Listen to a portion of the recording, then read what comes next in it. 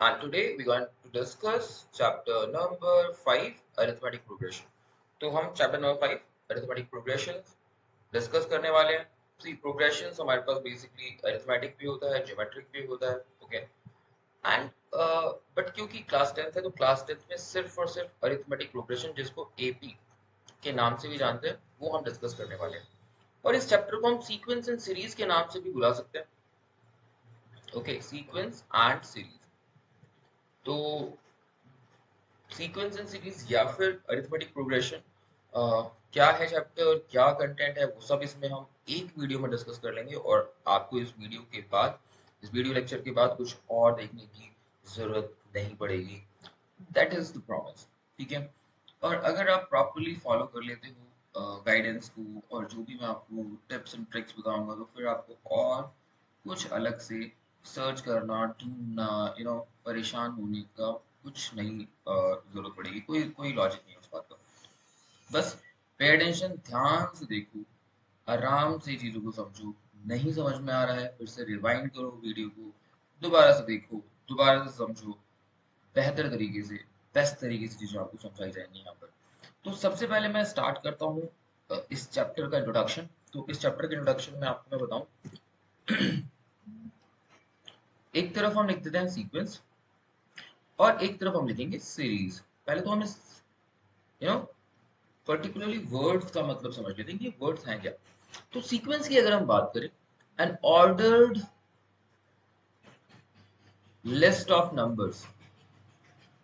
Okay, list of numbers यानी numbers की list. But कैसी लिस्ट? Ordered list.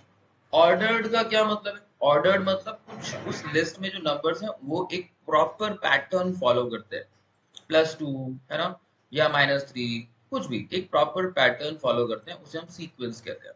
सो एक an ordered list of numbers can be termed as sequence. For example, we can say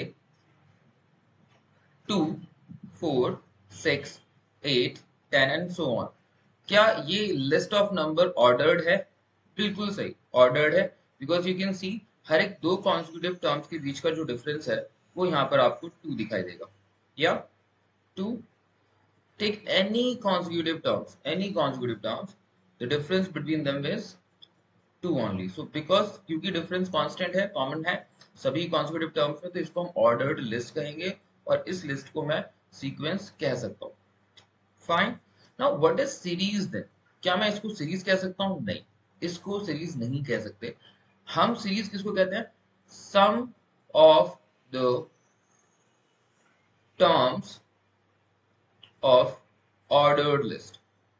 ordered list के terms का sum जो आएगा उसको हम सीरीज कहेंगे. तो सीरीज क्या हो जाएगा? सीरीज हो जाएगा सर 2 + 4 + 6 + 8 + 10 एंड सो ऑन. इस तरह से जब मैंने प्लस प्लस प्लस करके सारे टर्म्स लिखे हैं तो ऑफ कोर्स मैं सम निकाल रहा हूं. तो sum of the ordered list will give you the series. That is the basic meaning और you can say the definition of series. तो सीक्वेंस एंड सीरीज दोनों अलग अलग चीजें हैं, आपको ये समझना है. इस तरह का अगर आपने रिप्रेजेंटेशन दिया हुआ है दैट मीन्स हम सीक्वेंस की बात करें, और अगर आप उसका सम निकालना चाहते हो यानी कि अब सीरीज आप इस फॉर्म में लिखोगे और वो सम आप फाइंड आउट कर पाओगे. तो this is the series and this is sequence. I hope it is very much clear you. अब हम आते हैं हमारे बेसिक जो चैप्टर के बारे में है, अरिथमेटिक प्रोग्रेशन. तो कौन से sequence? Arithmetic progression is nothing but a sequence only. Okay, इस अरिथमेटिक प्रोग्रेशन सीक्वेंस का एक टाइप है. सीक्वेंस का एक टाइप है अरिथमेटिक प्रोग्रेशन. तो अब क्या है arithmetic progression? An arithmetic progression is a sequence of numbers, or you can say the list of numbers, such that the difference d between each consecutive term is constant.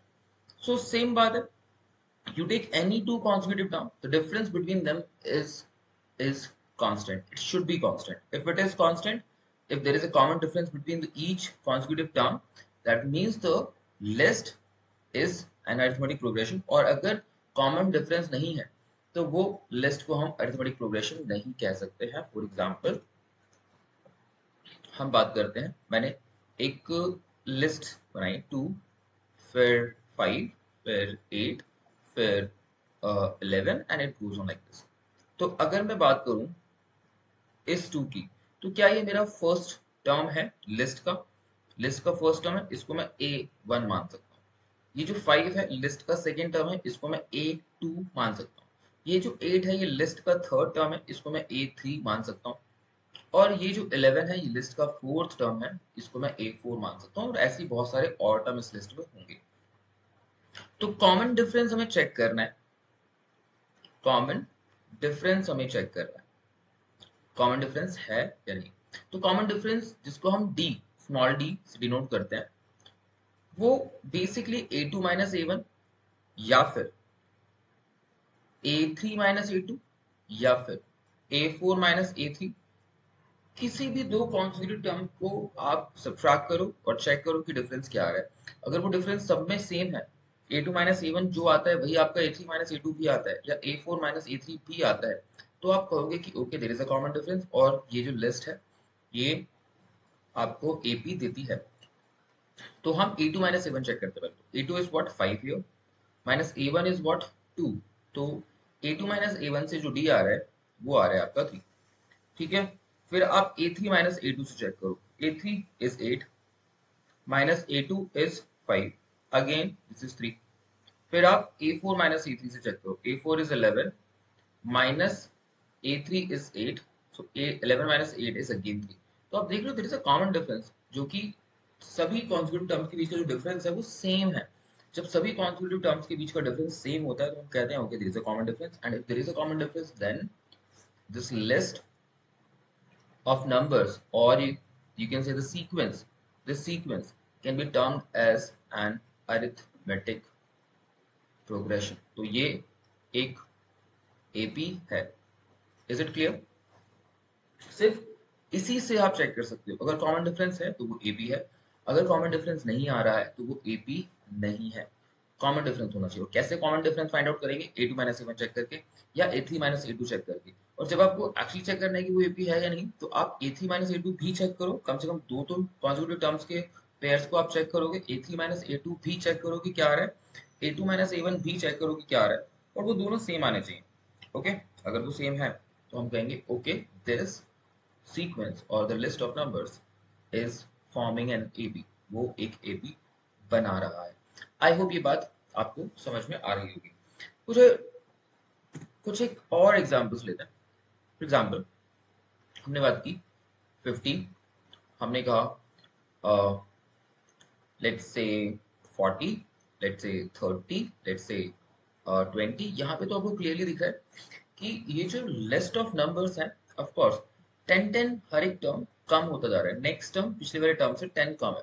तो अगर मैं यहाँ से common difference निकालूंगा, यानी मैं A2 minus A1 निकालूंगा, तो मेरा आ जाएगा 40 माइनस 50 विच इज माइनस 10। और अगर मैं A3 माइनस A2 निकालूंगा तो मेरा आ जाएगा 30 minus 40 which is again minus 10।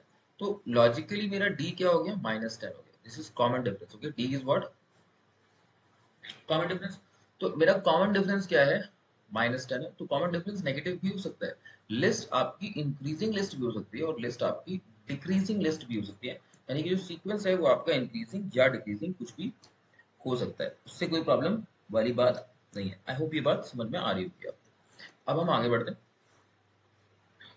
और ये समझते हैं। देखो, अगर नंबर है let's say 3 and then the number next number is 5, next number is 8, okay, next number is 11 and it is going like that. आप देख रहे हो ना कि ये जो लिस्ट है इसमें जो A2 माइनस A1 में करूंगा तो 2 आ जाएगा, बट जब मैं A3 माइनस A2 करूंगा तो 3 आएगा। Right, 8 minus 5 is 3। तो यहाँ पे जो डिफरेंस है वो सेम नहीं है। ये डिफरेंस है 2 और यहाँ पे जो डिफरेंस है 3। तो this is not an AP। Understood? ये AP नहीं है। आई होप ये बात समझ में आ रही होगी आपको। ठीक है, अब हम बेसिक जो बात है वो समझ लेते हैं कि लेट अस से हमने कहा पहली हम एक लिस्ट लेते हैं। पहला टर्म है उसका 5, दूसरा टर्म हमने 4 ऐड कर लिया तो 9, फिर से 4 ऐड किया हमने 9 में तो हमें मिला 13, फिर से 4 ऐड किया तो हमें मिला 17 and it goes on like this. क्या ये AP है? हाँ, क्योंकि मैं हर एक पिछले टर्म से क्या कर रहा हूँ, 4 ऐड कर रहा हूँ तो मुझे नेक्स्ट टर्म मिल रहा है। तो पिछले टर्म में अगर आप सेम नंबर ऐड करते जाते हो तो of course there is a common difference. Add करना ही नहीं, सब्ट्रैक्ट करने से भी आपको कॉमन डिफरेंस मिलता है, तो दैट इज ओके। तो अभी क्या मैं इस टर्म को, जो पहला टर्म है, इसको A1 बोल सकता हूँ या फिर ए भी बोल सकता हूँ, है ना, दोनों बातें सेम ही है। जो सेकंड 9 जो लिखा हुआ है, जिसको A2 बोल सकता हूँ, इसको A3 बोल सकता हूँ। ओके, एंड ऑफ कोर्स ये जो 17 है ये मेरा A4 है, फोर्थ टर्म, राइट। अब आप ध्यान से समझना, क्या इस लिस्ट का difference difference which is A2 minus A1 से आपको मिल जाएगा, जो कि 4 है। फिर से यहाँ पे भी क्या है, 4 है, तो कॉमन डिफरेंस है, तो ये लिस्ट एक ही तो है। तो कॉमन डिफरेंस है बेटा 4। तो पहला टर्म A, इसको मैंने A माना, पहला टर्म is A, ओके। और सेकंड टर्म कैसे आया, ये 9 कैसे आया? इस पहले टर्म में मैंने कुछ ऐड किया, क्या ऐड किया, 4। 4 क्या है, मेरा कॉमन डिफरेंस। यानी जो दूसरा टर्म आया है वो पहले टर्म में D को ऐड कर कर आया है। यस, सेकेंड टर्म हमारा कैसे आया, पहले टर्म में D को ऐड कर कर आया। और अब सेकेंड टर्म में फिर से D ऐड करोगे तो आपको थर्ड टर्म मिल जाएगा। सेकेंड टर्म क्या है, A प्लस डी, तो उसमें एक और D ऐड करोगे तो A प्लस 2D, और ये आपका क्या हो जाएगा, थर्ड टर्म। हाँ, अब इस थर्ड टर्म में फिर से आप डी ऐड करोगे तो आपको फोर्थ टर्म मिल जाएगा।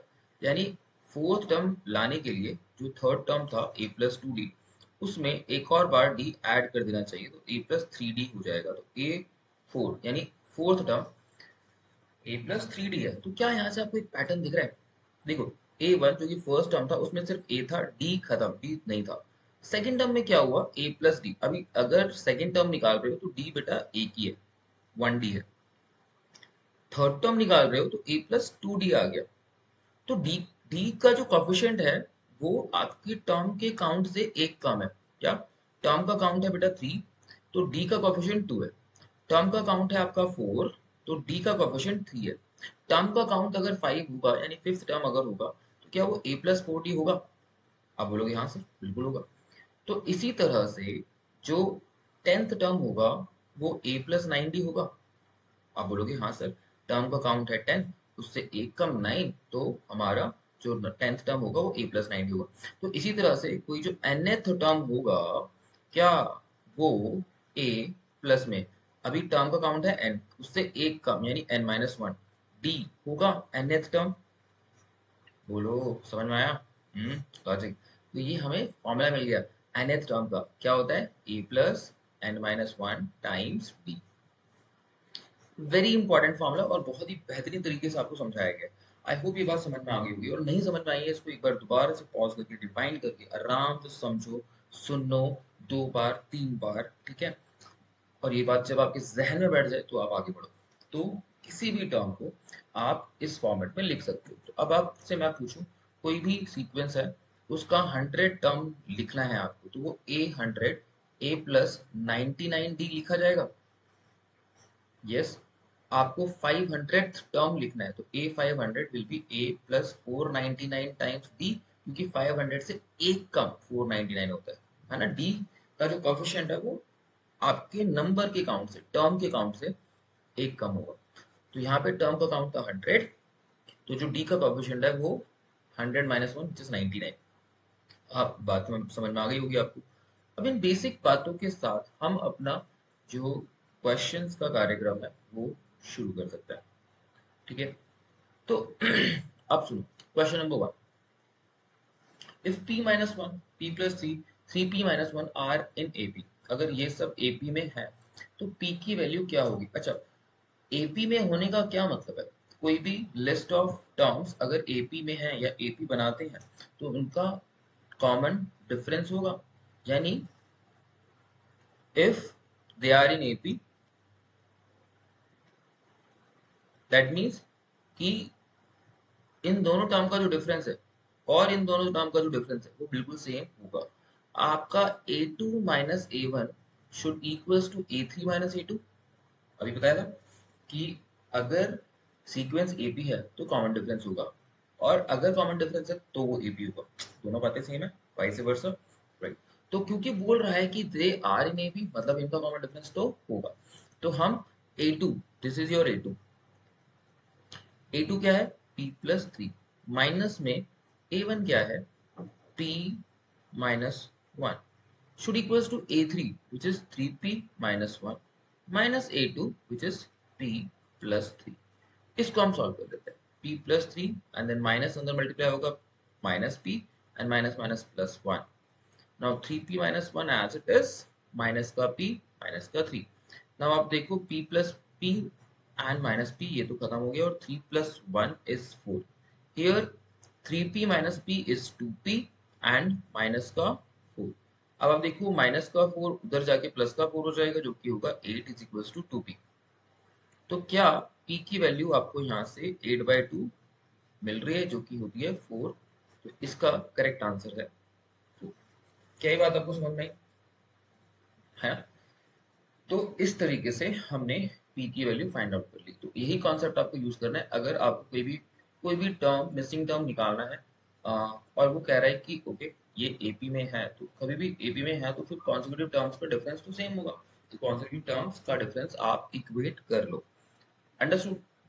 अच्छा क्वेश्चन था, आगे बढ़ते हैं. कह रहा है अगेन सी डिटरमाइन के so that this term right and this term are three consecutive terms of an AP. तो बेटा A1 आपका क्या है, A1 है 4k plus 8. A2 यानी सेकेंड टर्म क्या है 2k square plus 3k plus 6 and the third term is 3k square plus 4k plus 4. Okay ये A1 A2 एंड A3 है और अगर ये 3 कॉन्सेक्यूटिव टर्म है, k की वैल्यू आपको फाइंड आउट करनी है तो फिर से वही कॉन्सेप्ट b इक्वल होगा, कॉमन डिफरेंस होगा which is a2 minus a1 should equals to a3 minus a2, right? So a2 minus a1 कर लो बेटा, a2 is 2k square plus 3k plus 6 minus a1 which is 4k plus 8. a3 is 3k square plus 4k plus 4 minus a2 which is 2k square plus 3k plus 6. अब हम basic simplification apply करते हैं logic. तो 2k square as it is plus का 3k plus का 6 minus 4k minus 8 is equals to 3k square plus 4k प्लस 4 minus 2k square plus 3k. No not plus 3k, it should be minus क्योंकि बाहर minus चल रहा है बेटा. ठीक है, इस बात का बहुत ध्यान रखना है क्योंकि बाहर माइनस चल रहा है तो वो माइनस अंदर सबसे मल्टीप्लाई होगा, तो माइनस 3k और माइनस 6. अब हम थोड़ा सिंप्लीफाई कर लेते हैं. तो 2k square as it is 3k minus का 4k, तो 2k स्क्वायर माइनस का k, right. 6 minus 8 is minus का 2. Okay now 3k square 4k, now 3k square minus 2k square, तो ये सिंपली हो जाएगा k स्क्वायर. 3k पॉजिटिव है 2k negative है. Okay 3k square positive 2k square negative, तो plus minus is minus, तो minus का k square sorry positive k square हमारे पास आ गया एंड इसको मैं रख कर देता हूँ. या आगे 4k है हमारे पास और माइनस 3k है, तो अगेन प्लस का 1k, तो that is k only. 4 minus 6 is minus 2, ये हमारे पास आया. अब हम एक ही तरफ ले जाते हैं, तो 2k square minus k square minus का k एंड माइनस का k अगेन माइनस का 2 माइनस प्लस का 2 इज इक्वल्स टू 0. तो आप देखो जब मैं इसको सिंप्लीफाई करता हूँ तो ये तो आ गया k स्क्वायर, ये हो गया माइनस का 2k और ये हो गया बेटा 0, करेक्ट. So equals to 0. अब आप ध्यान से देखो जरा, क्या k स्क्वायर माइनस 2k इन दो टर्म में से क्या कॉमन k आ सकता है? हाँ, तो क्या ब्रैकेट के अंदर k माइनस 2 बचेगा, राइट. तो अभी इसको अगर मैं स्प्लिट करूं तो k is equals to 0 and k minus 2 is equals to 0, यानी k की वैल्यू 2 या k की वैल्यू 0 हो सकती है. तो k की वैल्यू 2 या k की वैल्यू 0 दोनों ही वैलिड है इसके लिए. तो हमारे पास आंसर है k का 0 और 2. तो हमने एक k की वैल्यू, दो k की वैल्यूज निकाल ली है, राइट. हम आगे बढ़ते हैं अगले क्वेश्चन पे. नाउ सी इंपॉर्टेंट क्वेश्चन है. समझना बहुत जरूरी है। Which term of AB is 3, 8, 13, 18 is 248? देखो पहला टर्म आपको पता है 3a। अच्छा कॉमन डिफरेंस कैसे आता है, a2 माइनस a1 करके। तो कॉमन डिफरेंस क्या हो जाएगा बेटा, कॉमन डिफरेंस हो जाएगा 8 माइनस 3 जो कि हो गया 5। तो अब आपको a और d पता चल गया। आपको ये पता करना है कि इस सीरीज में कौन से नंबर पर आएगा 248, है ना। जैसे देखो ये फोर्थ नंबर पे है, ये है A4, ये फोर्थ नंबर पे है, ये A5 है यानी फिफ्थ नंबर पे 18 लिखा हुआ है। तो 248 कौन से नंबर पे होगा, यानी कौन सा टर्म होगा, मुझे नहीं पता कौन सा टर्म होगा। तो मान लेते हैं कि ये nth टर्म होगा, है ना। 50वां हो सकता है, 100th टर्म हो सकता है, हमें नहीं पता कौन सा टर्म है। तो हम मान लेते हैं कि ये जो 248 है वो कौन सा टर्म है, nth टर्म है, nth टर्म an है। ये क्या है, an। जैसे ये A5 है 18, वैसे ये an है, अंडरस्टूड। तो हमने मान लिया कि nth टर्म है हमारा 248। Is it okay? ठीक है सर। अच्छा nth टर्म का फॉर्मूला आपको याद है, मैंने लिखवाया था कि जनरल टर्म आप किसी भी सीक्वेंस का जब लिखते हो तो वो होगा a plus n minus one times D, है ना। n से d का कोएफिशिएंट एक कम होता है, n से d का कोएफिशिएंट एक कम होता है। तो अगर n है आपका 10 तो d का कोएफिशिएंट होगा 9, और अगर n है n तो d का कोएफिशिएंट होगा n माइनस वन। तो अभी a n का फॉर्मूला होता है a plus n minus one times d and that should equals to 248। Correct, इतनी बात समझ में आ रही है। अब a और d तो पता है ना आपको, a5 है, सॉरी a3 है और d क्या है 5। एक की जगह पर आप रख दो 3 प्लस में n minus one as it is, d की जगह पे तो 5 रख सकते हैं, इज इक्वल्स टू 248। ठीक बात चल रही है ना। क्योंकि ये 3 इधर प्लस हो रहा है बेटा, उधर जाएगा तो माइनस हो जाएगा, तो यहाँ पे n माइनस वन टाइम्स में 5 है इज इक्वल्स टू में 248 माइनस का 3 हो गया। तो क्या ये n minus one times it by 5 is equals to में 245 हुआ। आप बोलोगे हाँ सर हो गया, राइट। अब मुझे क्योंकि n की वैल्यू निकालनी है, तो देखो ये जो 5 है बेटा ये इधर क्या हो रहा है मल्टीप्लाई, उधर जाएगा तो क्या होगा डिवाइड। तो n minus one should equals to 245 divided by 5. Now 5 times 4 is 20, 5 times 9 is 45. Now n minus 1 is equals to 49. तो क्या n is equals to 49 plus 1 हो जाएगा, क्योंकि ये जो माइनस 1 है उधर जाके प्लस 1 हो जाएगा। n की वैल्यू आएगी 50, यानी ये 50th टर्म है, A50 है ये क्या है A50 बेटा। ये बहुत इंपॉर्टेंट है, ये बात समझ में आनी आपको चाहिए। तो ये 50वां टर्म है इस लिस्ट का। Okay great. तो अब हम अगला क्वेश्चन समझते हैं क्या कहता है। अगर नहीं समझ में आया ये क्वेश्चन तो प्लीज एक बार से रिवाइंड करके दोबारा से समझ लो। अब देखो ये जो क्वेश्चन है, the sixth term of an AP is 5 times the first term and the 11th term exceeds twice the fifth term by 3, find the 8th term. देखो कंडीशंस जो भी गिवन है उन कंडीशंस को पहले पढ़ेंगे, उसको अलजेब्रिकली लिखेंगे और उसके बाद हम क्वेश्चन को सॉल्व करेंगे। कह रहा है six term of an AP, तो कोई भी एपी है उसका सिक्स टर्म, तो A6 क्या होगा A प्लस 5t, है ना। A6 six term of an AP is 5 times the first term. तो जो सिक्स टर्म है एपी का, एपी का six term 5 times the first term, यानी कि A6 is equal to 5 times the first term, यानी कि 5 टाइम्स A1। A1 तो A ही होता है ना। तो अभी A6 की वैल्यू पता है ना आपको क्या है, A प्लस 5d। तो इस A6 की जगह पे A प्लस 5d लिख दिया, इज इक्वल्स टू 5 है बेटा। हाँ जी, है ना। 5 times the first term 5A1, A1 तो A ही होता है ना। तो अभी ये जो 5A है, ये जो 5A है ध्यान से सुनना, उसको मैं उधर ले जाता हूँ, राइट। या इस A को मैं इधर ले आता हूँ, है ना। तो 5A माइनस A माइनस का 5B इज इक्वल्स टू 0। ये हो गया 4A minus 5D is equals to 0। ये आपके पास एक पहली इक्वेशन आ गई, this is the first equation. ठीक है, पहली कंडीशन को हमने यूज किया, फर्स्ट इक्वेशन हमारे पास आ गई। सेकंड हम बात कर रहे हैं, the 11th term exceeds twice the fifth term by 3। 11th term यानी कि जो 11th टर्म है exceeds exceeds twice the fifth term by 3। यानी कि वो फिफ्थ टर्म के ट्वाइस से, यानी फिफ्थ टर्म के ट्वाइस से, तो 2 टाइम्स A5 फिफ्थ टर्म का ट्वाइस से एक्सीड होता है 3, तो वो ज्यादा है 3। Are you getting this condition और नॉट? बहुत ही आराम से पढ़ना है, उसको समझना है। 11th टर्म फिफ्थ टर्म के ट्वाइस से 3 एक्स्ट्रा है, that's what the question is saying. तो 11th टर्म बेटा क्या होगा, क्या 11th term A plus 10D होगा? आप कहोगे हाँ सर। क्या क्या 2 टाइम्स A5 लिखा है, तो A5 is A plus 4D? आप कहोगे हाँ सर, प्लस में 3। इसको हम सिंप्लीफाई करेंगे, A plus 10D is equals to 2A plus 8D and plus का 3।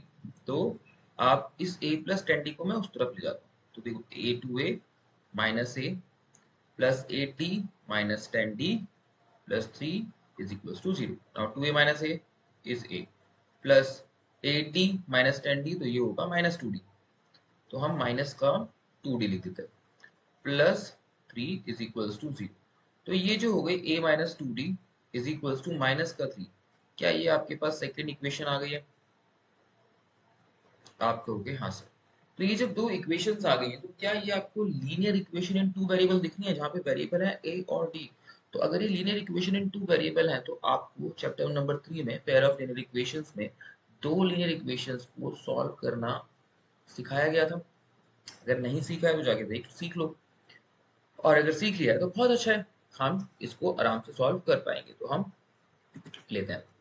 हमारे पास पहली इक्वेशन थी बेटा ए, पहली इक्वेशन थी 4A minus 5D, okay, and A minus 2D। 4A minus 5D, 4A minus का 5D is equals to 0 and A minus 2D minus 3, A minus 2D is equals to minus 3। हम use कर रहे हैं elimination method, okay. Elimination method में क्या होता है कि आपको किसी एक वेरिएबल का कोएफिशिएंट सेम करना होता है। देखो ऊपर 4A लिखा है, तो क्या नीचे वाली इक्वेशन को मैं 4 से मल्टीप्लाई कर दूं, तो मेरा जो वेरिएबल है a, उसका कोएफिशिएंट सेम हो जाएगा। तो कर लेते हैं। देखो 4A माइनस का 5D इज इक्वल टू 0 मैंने एज इट इज लिखा, और सेकंड इक्वेशन, ये वाली जो सेकंड इक्वेशन थी, इसको क्योंकि मैं 4 से पूरा मल्टीप्लाई कर रहा हूँ, दोनों तरफ 4 से मल्टीप्लाई कर रहा हूँ, बात समझ में आ गया? तो ये होगा 4A माइनस का 8D and is equal to, क्योंकि यहाँ पे -3 है तो 4 उससे भी मल्टीप्लाई होगा, तो माइनस का 12 हो जाएगा। और अब हम एलिमिनेशन लगा रहे हैं, तो हम सब्ट्रैक्ट करेंगे, साइन चेंज करेंगे, राइट? तो माइनस हो गया ये, और ये क्योंकि माइनस तो प्लस हो गया, और ये क्योंकि माइनस तो ये भी क्या हो गया, प्लस। 4A देखो पॉजिटिव, 4A नेगेटिव, 4A से 4A कैंसिल आउट हुआ।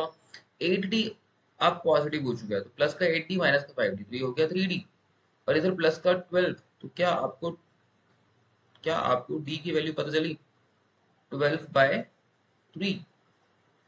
सो 12/3 कितना होता है? 4। तो D पता चल गया 4। अगर आपको D पता चल गया, अब आपको A निकालना है, तो कोई भी एक इक्वेशन यूज कर लो, ठीक है? कोई भी एक इक्वेशन, जैसे हमारा था A minus 2D is equals to -3 था, इसमें D को आप पुट कर दो, क्या? 4। तो A minus 2 times 4 is equals to -3। तो A माइनस का हो गया 8 इज इक्वल्स टू -3। तो A हो गया -3 प्लस 8। A क्या आ गया? 5। अब A और D जब आपको पता चल गया, जब किसी भी सीक्वेंस का आपको A और D पता हो, उसके बाद आप कोई भी टर्म निकाल सकते हो। तो क्वेश्चन ने आपसे क्या पूछा था? क्वेश्चन ने पूछा था फाइंड द एट्थ टर्म। तो बेटा मुझे बताओ एट्थ टर्म क्या होगा? एट्थ टर्म क्या होगा? क्या एट्थ टर्म होगा A प्लस 7D? आप बोलोगे हाँ सर। तो क्या आपको A और D पता है? आप बोलोगे हाँ सर। D हमने क्या निकाला था? 4। A क्या निकाला है? 5। बस यही पुट करना है। तो A 8 हो गया, A हमने निकाला था 5, और D हमारा आया था 4। तो 7 टाइम्स 4, राइट? तो A 8 हो गया, 5 प्लस 28 कितना हो गया? 33। तो एट्थ टर्म 33 होगा बेटा इसका। क्या ये बात समझ में आई है आपको? बहुत ही सिंपल क्वेश्चन, और ये बहुत इंपॉर्टेंट क्वेश्चन है, क्योंकि ऐसे ही क्वेश्चन आएंगे जहां पर कंडीशंस आपको दी गई होंगी, आपको दो इक्वेशन बनानी है, ठीक है? कंडीशंस जो भी गिवन है उसको यूज करके दो इक्वेशंस बनानी है, और उन दो इक्वेशंस को आप सॉल्व करोगे पेयर ऑफ लीनियर इक्वेशंस के की मदद से। और सॉल्व करने के बाद आपको आंसर मिल जाएगा। आई होप यहाँ तक बात आपको समझ में आ रही होगी। ठीक है, अगला क्वेश्चन आपकी स्क्रीन के ऊपर ये रहा। देखो, the fifth term of an AP is thrice the second term. Again same story है, ठीक है। Fifth term of an AP यानी पांचवा टर्म एपी का, थ्राइस द सेकंड टर्म यानी कि वो तीन गुना है सेकंड टर्म के, थ्री टाइम्स ए थ्री है, पहली कंडीशन ये हो गई। And twelfth term exceed twice the six term by one. Twelfth term यानी कि बारहवां term exceeds twice the six term, six term के डबल से, सिक्स टर्म यानी ए सिक्स का डबल, तो टू टाइम्स ए सिक्स के डबल से वन ज्यादा है, एक्सीड करता है वन, तो वन ज्यादा है। तो ये दो मैंने इक्वेशन लिख दी है बेटा। आई होप ये बात आपको समझ में आ रही है। फर्स्ट इक्वेशन है तो ये आ जाएगी a प्लस का 4d is equals to 3। a3 लिखा है, a3 is what, a plus 2d। यहाँ से a प्लस 4d, यहाँ से 3a प्लस 6d, तो 3a माइनस a प्लस का 6d माइनस का 4d इज इक्वल्स टू 0। आप देखो ये हो गया 2a और ये हो गया आपका प्लस का 2d इज इक्वल्स टू 0। तो 2 आपने कॉमन ले लिया, a plus d is equals to 0, तो 2 उधर जाके डिवाइड हो जाएगा, तो a plus d is equals to 0, right. या फिर a is equals to minus d भी आप इसको यूज कर सकते हैं। ये आपकी फर्स्ट इक्वेशन आ गई बेटा, ठीक है। फर्स्ट इक्वेशन यहाँ से आ गई। सेकंड इक्वेशन आप यहाँ से निकालोगे, a12 is what, a plus 11d, 2 times a6 is what, a plus 5d plus 1, a plus 11d is equals to 2a plus 10d plus 1।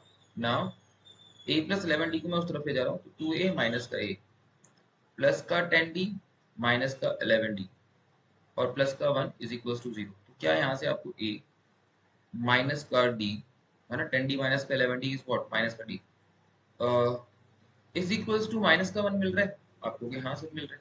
तो अब फिर से आपके पास दो इक्वेशन आ गई हैं, है ना, ये सेकंड इक्वेशन।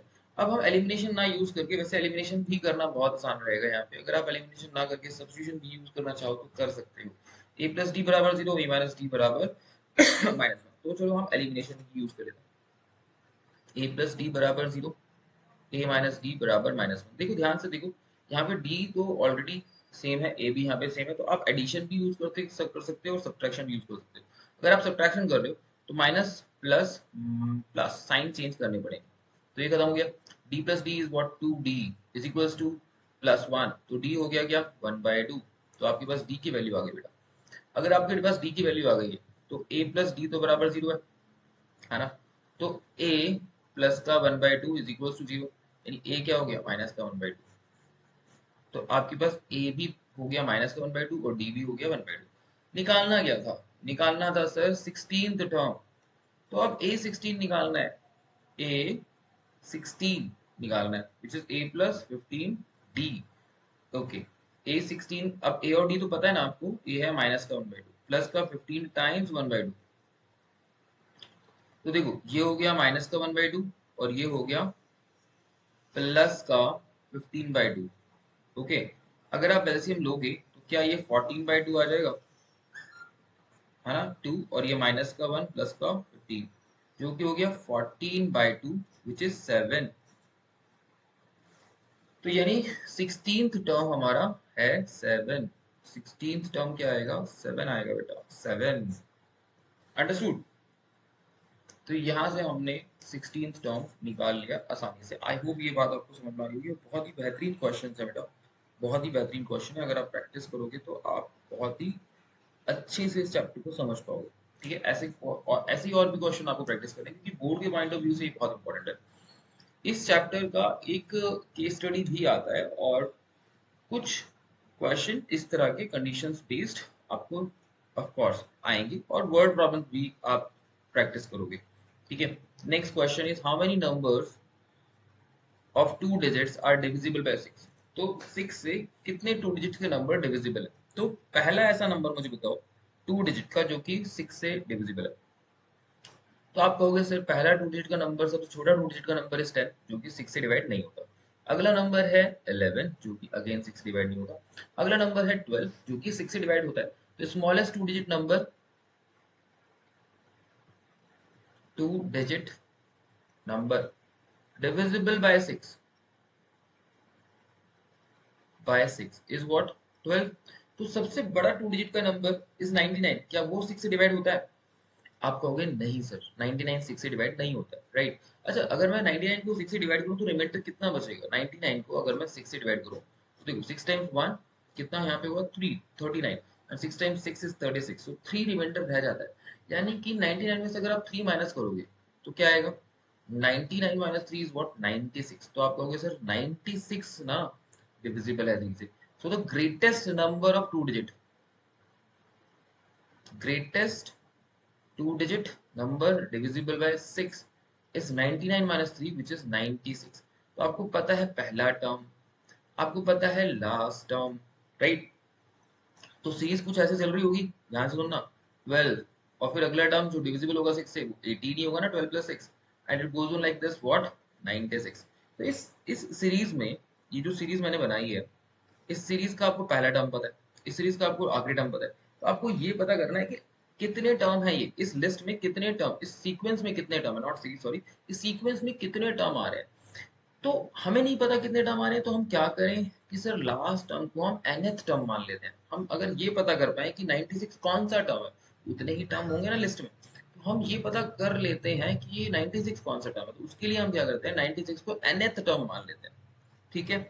अच्छा, पहला टर्म आपके पास क्या है, 12। अच्छा, डी क्या है, 18 माइनस 12। आप देख लो 6 6 का डिफरेंस है, तो डी तो 6 है, तो ए और डी आपको पता है। अब nth टर्म हमने मान लिया 96 कि 96 हमारा क्या है, nth टर्म।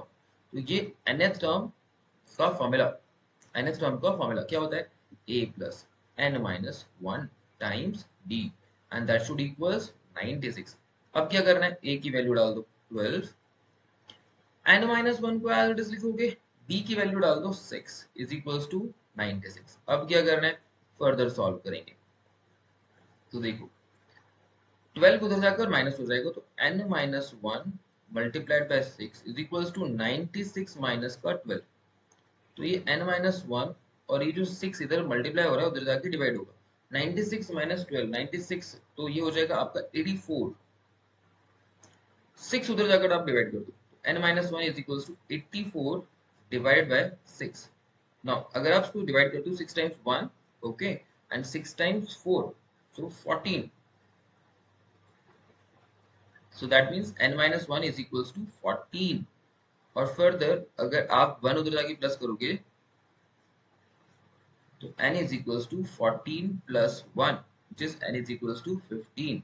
तो यानी 15 टर्म आएंगे, ऐसे 15 टर्म होंगे टू डिजिट के जो कि डिविजिबल होंगे 6 से। और इस तरह के क्वेश्चन को आप ऐसे ही कर सकते हो, स्मॉलेस्ट नंबर निकाल लो, लार्जेस्ट नंबर निकाल लो, और फिर सीरीज बनाकर उस लार्जेस्ट नंबर को nth टर्म मान लो, और वो जो सा भी टर्म होगा उतने ही लिस्ट में क्या होंगे, नंबर्स होंगे। आई होप ये बात आपको समझ में आई होगी, है ना। आगे बढ़े, अगला क्वेश्चन फिर से same, how many terms of the sequence should be taken so that some is zero. अच्छा देखो, सम का के बारे में हमने बात नहीं की। अगर मुझे पहले पहले हम सम के बारे में बात कर लेते हैं, आप सम के बारे में बात कर लेते हैं हम पहले, कि अगर मेरे पास लिस्ट है A1 A2 A3 इस तरह से, और अगर मैं उसको सम निकाल रहा हूँ, A1 plus A2 plus A3 plus A4 ऐसा कुछ मैं निकाल रहा हूँ, तो उसके लिए nth टर्म तक मैं जा रहा हूँ, ठीक है, सम निकाल रहा हूँ। तो उसके लिए क्या करना रहेगा ना, उसके लिए क्या करना कर रहेगा, अगर आपको n टर्म्स पहले 5 टर्म का सम निकालना है, तो आप A1 plus A2 plus A3 plus A4 plus A5 ऐसा कर लोगे। 5 टर्म का सम निकालना इज इजी कंपैरेटिवली, बट अगर आपको निकालना हो 10 टर्म्स का सम, या आपको निकालना हो 100 टर्म्स का सम, तो अभी 100 टर्म्स का सम निकालना इज एक्चुअली चैलेंजिंग टास्क। आप सिंपली ऐड कर कर तो 100 टर्म्स का सम नहीं निकाल पाओगे, तो आपके पास कुछ फॉर्मूला होना चाहिए, कोई रूल होना चाहिए। तो वो जो रूल है, वो जो फॉर्मूला है पहले n टर्म्स का सम निकालने के, वो हम समझने की कोशिश करते हैं। So the formula is Sn। अभी n हो सकता है 10, तो यानी पहले 10 टर्म का सम, n हो सकता है 15, तो पहले 15 टर्म का सम। तो Sn is equals to n by 2 2a plus n minus 1 times d। ठीक है, ये आपका पहले n टर्म्स का सम होता है बेटा, ठीक है, n minus one times b। तो पहले n टर्म्स का सम, n की वैल्यू 10 रखोगे तो पहले 10 टर्म का सम मिल जाएगा। n की वैल्यू अगर 50 रखोगे तो पहले 50 टर्म, पहले 50 टर्म, वो जो लिस्ट है उसकी पहले 50 टर्म को जोड़ के क्या आने वाला है वो आपको पता चल जाएगा। अच्छा, एक और फॉर्मूला है, पर पहले इसको समझो। एस एन, क्या इसी फॉर्मूला को मैं ऐसा लिख सकता हूँ, N by two is equal to N by two bracket two A. क्या टू ए को हम ए प्लस ए लिख सकते हैं, ए प्लस ए, आप कहोगे हाँ जी सर लिख सकते हैं, A plus A bracket N minus one times D, है ना। अब जरा ध्यान से देखो, ध्यान से समझो, क्या ये A plus N minus one times D, A plus N minus one times D, क्या ये कोई फॉर्मूला है? आप कहोगे हाँ जी सर ये nth टर्म का फॉर्मूला है। तो क्या मैं इसको n by two A plus ये जो A plus N minus one D है, इसको मैं nth टर्म मान सकता हूँ? और nth टर्म क्या होता है सर, लास्ट टर्म होता है लिस्ट का। तो s N is equal to N by two A plus l भी लिखा जा सकता है। तो अगर आपको फर्स्ट टर्म और लास्ट टर्म पता है और एन पता है तो आप ये वाला फॉर्मूला यूज कर सकते हो, अदरवाइज ये बेसिक फॉर्मूला सम निकालने का होता है, n by two two A plus N minus one times d. Understood. तो कोई भी सीरीज है उसके 10 टर्म का सम आपको निकालना है, तो आप एस टेन निकालोगे, जो कि होगा ten by two bracket two A plus N minus one which is ten minus one d, 9d, right. तो आप ये फॉर्मूला आप यूज कर सकते हो। अब हम आते हैं हमारे क्वेश्चन पे। नहीं, ये वाला क्वेश्चन था, हाँ। How many terms of the sequence should be taken so that their sum is zero. उनका सम जीरो हो जाएगा बेटा। अब मुझे नहीं पता कितने टर्म्स को जोड़कर जीरो आएगा, isn't it, 18 plus 16 plus 14, right.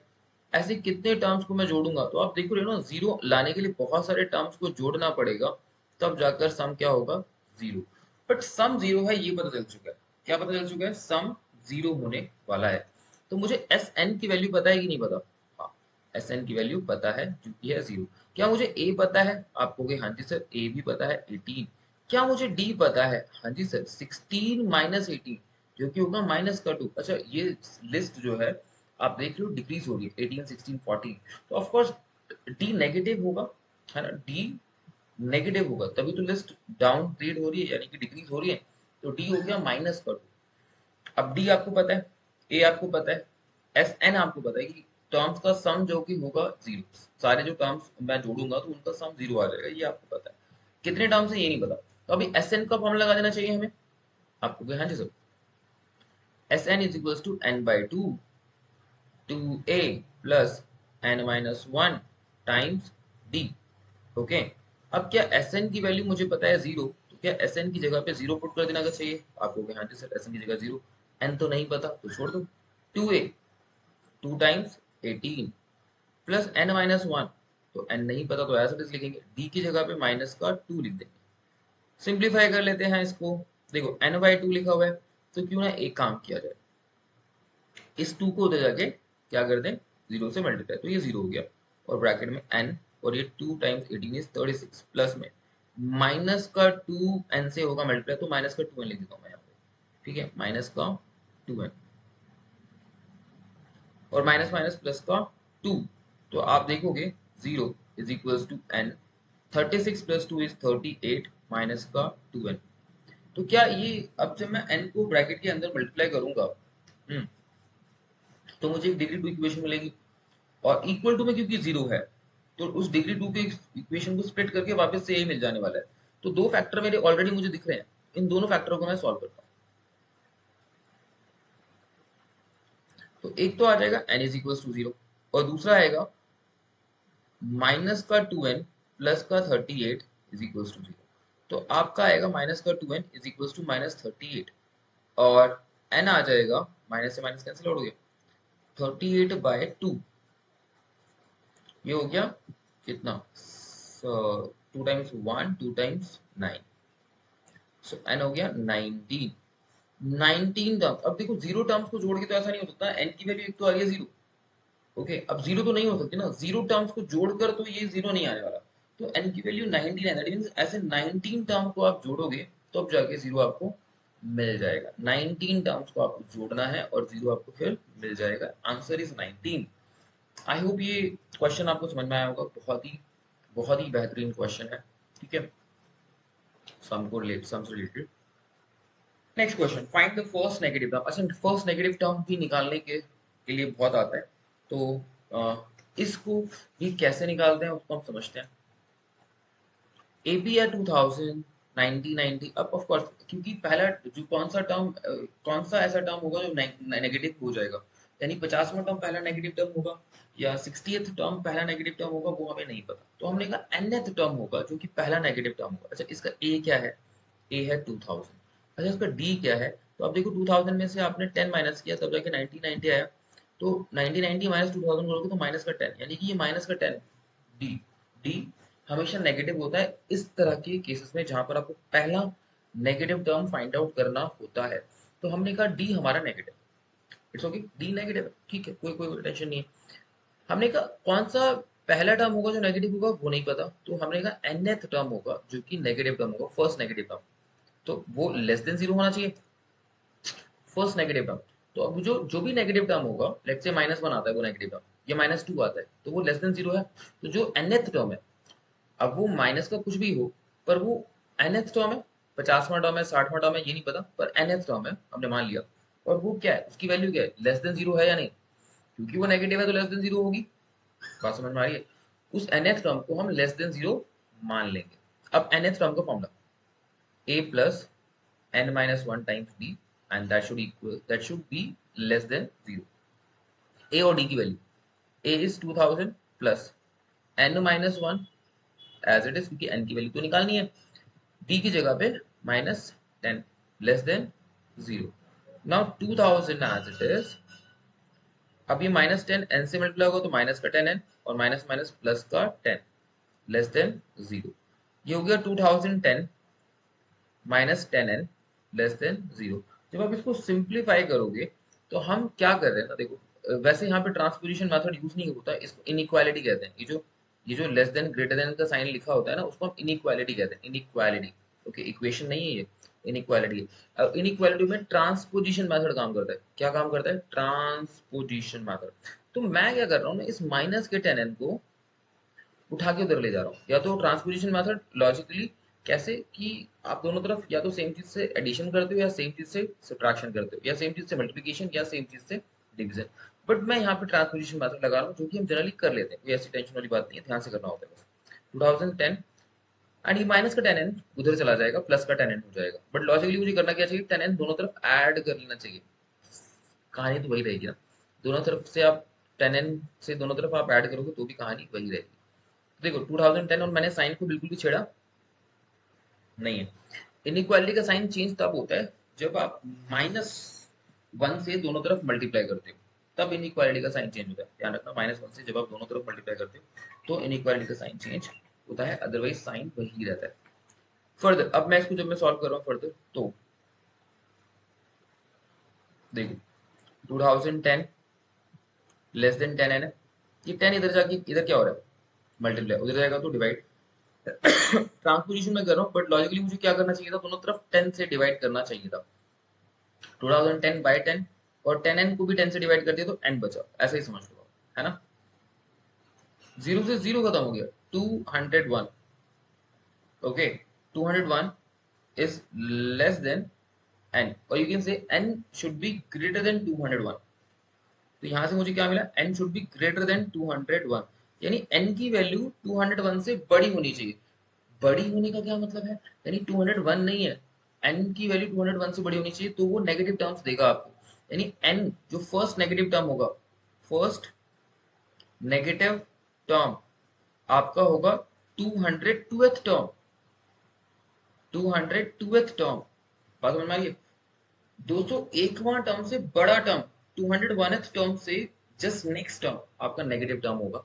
उसके बाद और नेगेटिव टर्म्स आएंगे, पर पहला नेगेटिव टर्म 201 से जस्ट बड़ा होगा। तो यानी 201 से नेक्स्ट टर्म तो 202 ही टर्म होगा ना, तो 202nd term will be the first negative term of this list. I hope ये बात समझ में आई होगी। नहीं समझ में आया, एक बार दोबारा से पॉज करके क्वेश्चन को दोबारा से समझो, बहुत ही प्यार से समझाया, बहुत ही आराम से समझाया, इसको दोबारा से समझ लो, बहुत ही अच्छा क्वेश्चन है, सारे अच्छे क्वेश्चन लेकर आए, सारे के सारे अच्छे क्वेश्चन। देखो अब अगला क्वेश्चन की बात करते हैं हम। The sum of first 9 terms of an AP is 171। पहले 9 टर्म्स को, एपी के पहले 9 टर्म्स, एपी के पहले 9 टर्म्स को जोड़ के, यानी कि सम ऑफ फर्स्ट 9 टर्म यानी S9 इज 171। बात समझ में आ रही है? A1 plus A2 plus A3 plus A4 plus A5 plus A6 A7 A8 A9, इन सब को जोड़ के 171 आता है। और दूसरा क्या है? दूसरा है sum of first and first 24 term in 1996, 996, यानी पहले 24 टर्म्स यानी S24 is 996। Find the first term and the common difference. तो क्या ये बिल्कुल वैसी बात नहीं लग रही आपको कि यहाँ से आपको दो इक्वेशन मिल जाएंगी, एक इक्वेशन S9 से मिलेगी, एक इक्वेशन S24 से मिलेगी, और उसको हम सॉल्व कर लेंगे ए और डी के लिए, है ना? बस। तो S9 आपको दिया है 171, ठीक है। S9 क्या होगा सर? S9 होगा n/2 यानी कि 9/2, 2a plus 2a plus n-1 यानी कि 9-1 टाइम्स d। d तो नहीं पता, AOD नहीं पता, तो AOD को AOD रखा, ठीक है। n/2 9/2 2a plus 9-1 times d is equals to 171। यहाँ से हुआ n 9/2 और ये हो गया 2a प्लस 8d। देखो 2a और 8d में से 2 कॉमन ले लेते हैं, 9/2 टाइम्स 8/2 और ये हो गया a प्लस का 4d इज इक्वल्स टू 171। तो 2 से 2 कैंसिल आउट हुआ और ये जो 9 इधर मल्टीप्लाई हो रहा है उधर जाके क्या हो जाएगा? डिवाइड। तो a plus 4d is equals to 171 divide by 9।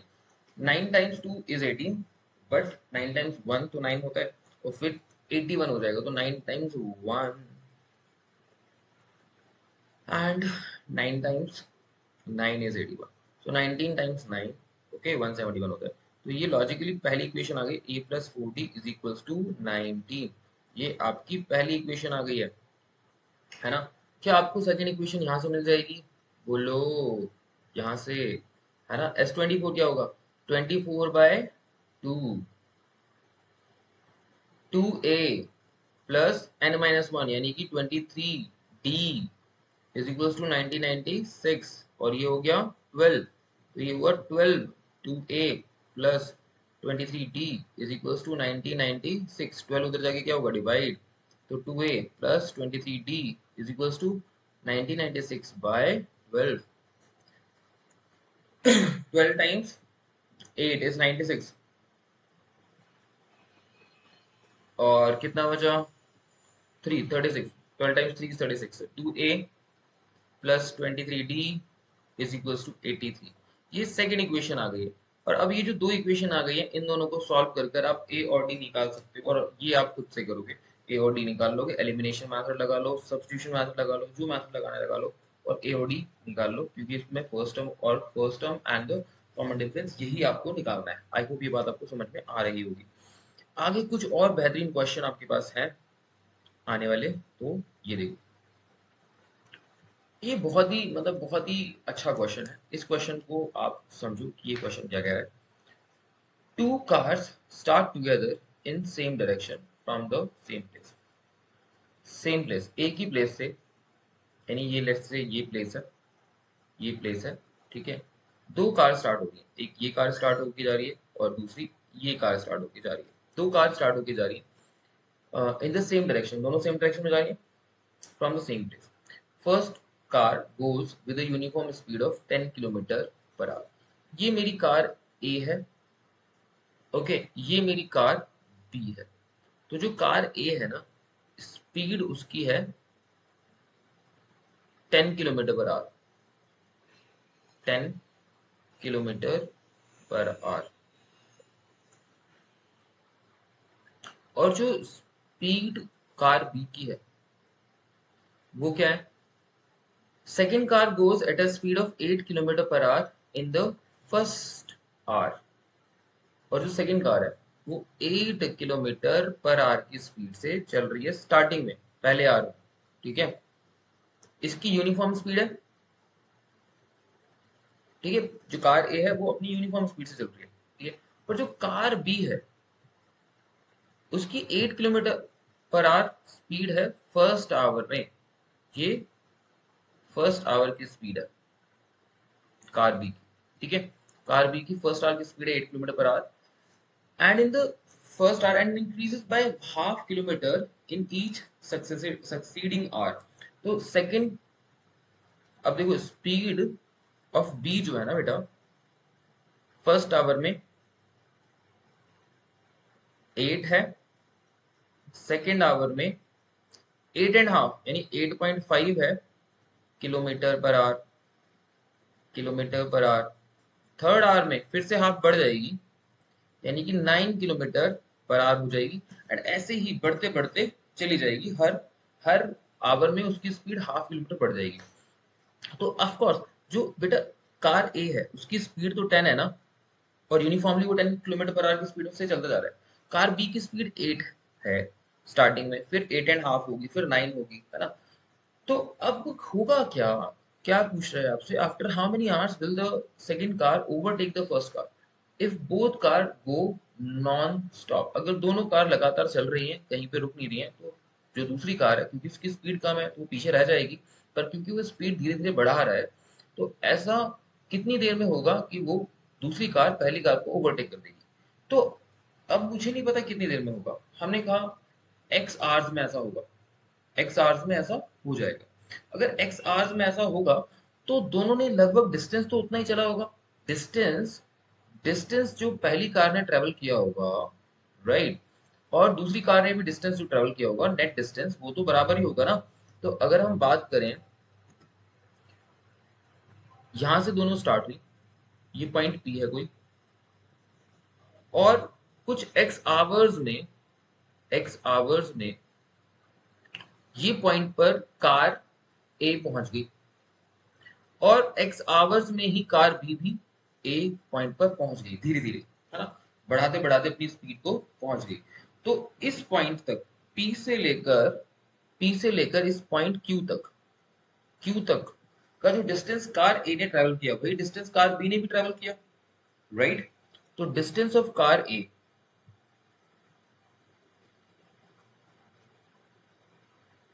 In x hours will be equal to the distance of car B in the x hours, distance of B in x hours, है ना। अगर writing समझ में नहीं आ रही तो मैं दोबारा से लिख देता हूँ, क्योंकि थोड़ा सा मुझे लग रहा है मैसी हो गया है। तो हमने कहा distance of car a d a in x hours will be equal to distance travelled by car b in x hours, है ना। तो दोनों का जो डिस्टेंस है एक्स आवर्स में जो उन्होंने ट्रेवल किया वो बराबर ही होगा। अच्छा, डिस्टेंस कैसे निकालेंगे कार ए का, स्पीड इनटू टाइम करके, है ना। स्पीड कितनी है कार ए की, वो यूनिफॉर्म स्पीड थी 10, और टाइम कितना लगा उसे क्यू पॉइंट तक पहुंचने के लिए, एक्स आवर्स। तो डिस्टेंस ऑफ कार ए जो उसने चला एक्स आवर्स में वो हुआ 10x, right. Hmm. Distance of B in x hours क्या होगा, तो देखो पहले घंटे में वो कितना चलता है, पहले घंटे में उसकी स्पीड थी 8, तो पहले घंटे में उसने 8 ही चला होगा। हम्म। फिर उसकी स्पीड बढ़ गई, अगले घंटे में उसकी स्पीड बढ़ गई 8.5, तो अगले एक घंटे में वो चला होगा 8.5 किलोमीटर, राइट। ऐसे ही बढ़ाते बढ़ाते एक्स आवर में वो चला होगा कुछ, उसकी स्पीड क्योंकि बढ़ते ही जा रही है आप देख रहे हो, है ना। अ, ध्यान से समझो, बढ़ते बढ़ते 8.5 फिर 9, है ना, ऐसे बढ़ते बढ़ते बढ़ते बढ़ते बढ़ते उसकी स्पीड क्या हो जाएगी, कहीं कहीं जाकर यहाँ पर जाके एक्स आवर में जाके उसकी स्पीड क्या हो जाएगी, 8 प्लस हाफ, है ना। डी क्या है, हाफ है ना, हाफ 0.5 है।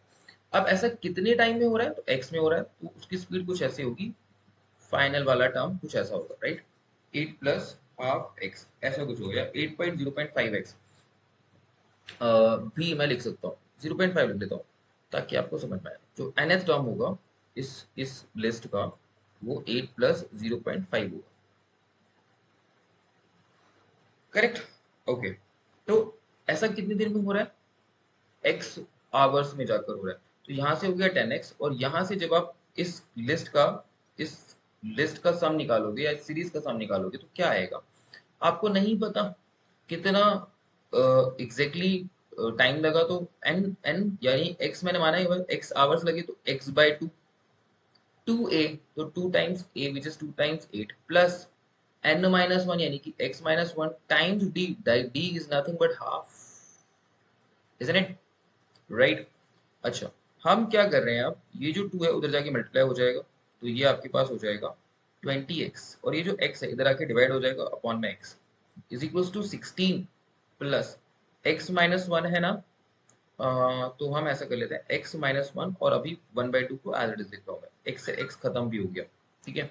तो मेरी जो फर्दर इक्वेशन बन रही है वो बन रही है 20 इज इक्वल्स टू 16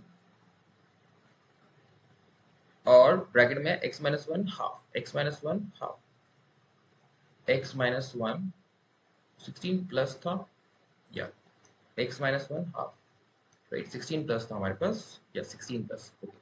नाउ 16 इधर जाके क्या हो जाएगा माइनस, तो 20 माइनस का 16 is equals to x minus one times 1/2, ये हो गया 4, और ये जो 1/2 है इधर आके मल्टीप्लाई होगा 2 is equals to x minus one, तो ये 9 8 अभी, एंड इधर वहां के माइनस वन है तो उधर आके प्लस वन हो जाएगा इज इक्वल्स टू x, तो 9 आवर, तो 9 आवर में x बराबर 9 है, यानी कि 9 आवर 9वें घंटे में जाकर ए और बी दोनों कार एक दूसरे के बराबर पहुंच जाएंगी, या फिर मैं कहूँ 9वें घंटे में ए कार बी कार के पास पहुंच जाएगी, और फिर 10वें घंटे में जैसे ही आफ्टर 9 आवर वो उसको क्या कर देगी, ओवरटेक कर देगी, तो after 9 hour car B will overtake car A. बात समझ में आई, क्या इंपॉर्टेंट था यहाँ पे ये जानना इंपॉर्टेंट था कि डिस्टेंस ऑफ ए कितना है, स्पीड ऑफ टाइम, क्योंकि वो तो कांस्टेंट स्पीड से चल रहा है, तो 10 times the time which is x hours, तो 10 times x which is the distance travelled bye A. Now distance b ने कितना ट्रैवल किया, तो पहले घंटे में उसने ट्रैवल किया 8, दूसरे घंटे में उसने उसकी स्पीड बढ़ गई 8.5 हो गई, पर टाइम इंटरवल तो 1 ही आ रहा है, तो दूसरे घंटे में उसने ट्रैवल किया 8.5। ऐसे ही मैंने कहा एन आवर में जाकर वो उसको ब्रेक करेगा, तो nth आवर में उसने कितना डिस्टेंस ट्रेवल किया होगा, तो nth आवर में ये डिस्टेंस उसने ट्रेवल किया होगा, तो मैं चाहता तो a प्लस एल का फॉर्मूला भी लगाकर काम कर सकता था, ओके। अच्छा, ये जो मैंने nth टर्म यहाँ पे लिखा है ये लिखना इतना जरूरी भी नहीं है, ऐसा जरूरी नहीं कि जो nth टर्म मैंने लिखा है वो आपको लिखना जरूरी की जरूरी है, नहीं ऐसा कोई जरूरी भी नहीं है, आप 3-4 टर्म लिख कर आप उसका सम निकाल कर आप काम कर सकते हो, क्योंकि nth टर्म को हमने यूज नहीं किया, nth टर्म मैं a प्लस एल के फॉर्मूला से यूज कर भी सॉल्व कर सकता था, तो फिर वो चलता काम। बट आपको ये बात समझ में आई होगी कि हमने इसका डिस्टेंस सम करके निकाल लिया इंडिविजुअल आवर्स को ऐड करके, और इसका डिस्टेंस हमने डायरेक्टली निकाल लिया, वो दोनों को इक्वेट किया है और हमारे पास x की वैल्यू आ गई है।